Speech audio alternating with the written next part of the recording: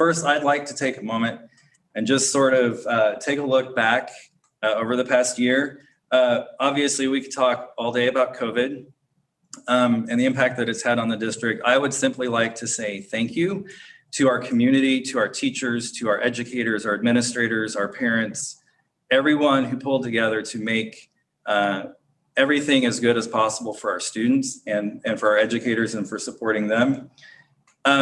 Last year's spring breakfast, we were well on our way to have a really great event, and because of COVID, we had to cancel. But because of your support, that event that was canceled still raised more than $12,000. So thank you for that support. That helped us keep going along with our mission, and it allowed us to be flexible in the way that we support the district, especially in this past year, which was incredibly challenging. Now, we were able, with some modifications, to have our annual golf tournament in the fall as well.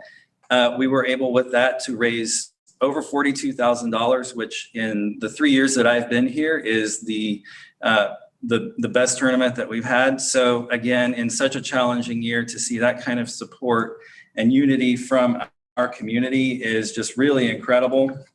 And we just want to say thank you for everyone who helped support that.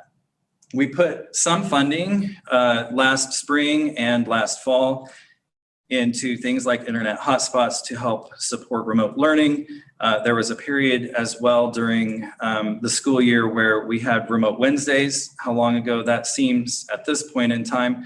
But for those staff who were stuck trying to figure out how to provide supervision and support for their children, we were able to help fund a staff child care program that covered remote Wednesdays during that time period.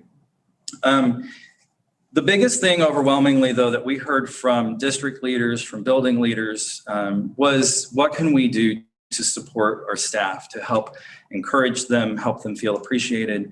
And so we were very fortunate to be able to rally a community of a group of parent organizations, area businesses, and we were able to give around 1,300 district employees more than $20,000 worth of gifts, gift cards, promotions, discounts, just things that might be helpful for them, a car wash, just simple things that might bring a smile to their face. So we'd like to say a big thank you to this community of support that rallied behind our educators to help make them just get through what really was such a tricky time. And we've already talked about this event and our fundraising opportunity here. Please, there's still time to change that number and make it bigger. Please take a minute and click on the link if you can and make a donation. Every dollar really does help. Now, I want to take one quick second and recognize a group that really I consider to be some of our biggest supporters, and that's our educators. They work tirelessly, relentlessly. They push through to do everything that they can for our students. But many of you may not know, our educators contribute close to $14,000 every year to support the foundation, our efforts, and our programs. So thank you, educators, not only for your work, but for your support. Now I'm going to shift gears a little bit. We're going to talk about our programs, the things that we do. If you take a look in the chat box, you can find a link there to our annual report for 2019-2020. It's a sort of a recap for everything for that school year. It's a good overview of the programs and the things that we do. Now you can also go to our website and download our brochure. Our website has a lot of information as well, as does our Facebook page if you want to follow us there. Our biggest program is our challenge grants. We fund, average about $35,000 in challenge grants every school year. We continue to evolve this program, and we're looking this May at making our selections for this year's grants. So keep in tune with us on Facebook and you'll get to see some of the new things coming.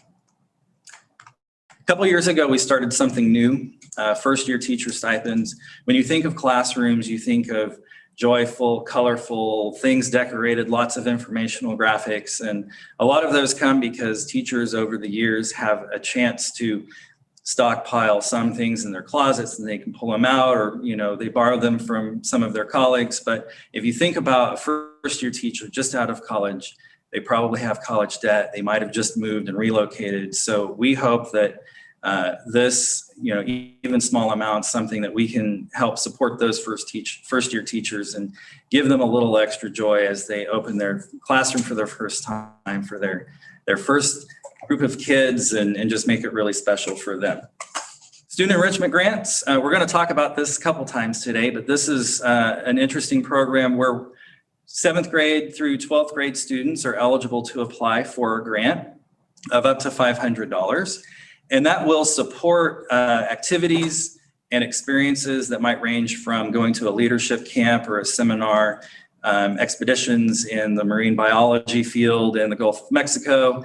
We have students who go to journalism convention or debate camps. We have recently seen an increase in the number of students who are interested in doing community service projects, or who might be doing an independent study project that needs a little extra funding.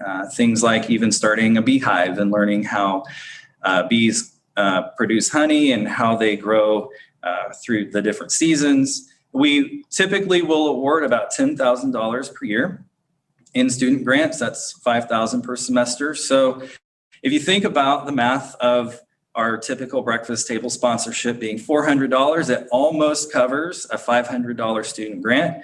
So if you have a chance, think about it, click on the link, maybe make up that $100 difference so that we can keep awarding more student grants every year. So designer's nightmare is, how do we get everybody on one screen? But this is such a good problem to have for us. These are the sponsors of this year's spring breakfast. Thank you, thank you, thank you, all of you who contributed in some way or another to make this year a successful event. We look forward to next year when we can see all of you seated at real tables in a real space, and just really have a lot of networking and fellowship with you. You are part of our community, part of our education family. So thank you for all the support that you continue to show us as we help our students and educators each year. And we cannot go on without thanking this group of individuals. This group represents parents, teachers, community members, business leaders, and they are the heart and soul of our organization. So thank you to all of you for your hard hours, your committee work, your monthly board meetings. We really couldn't be who we are and where we are without you. So thank you, all of you, for that.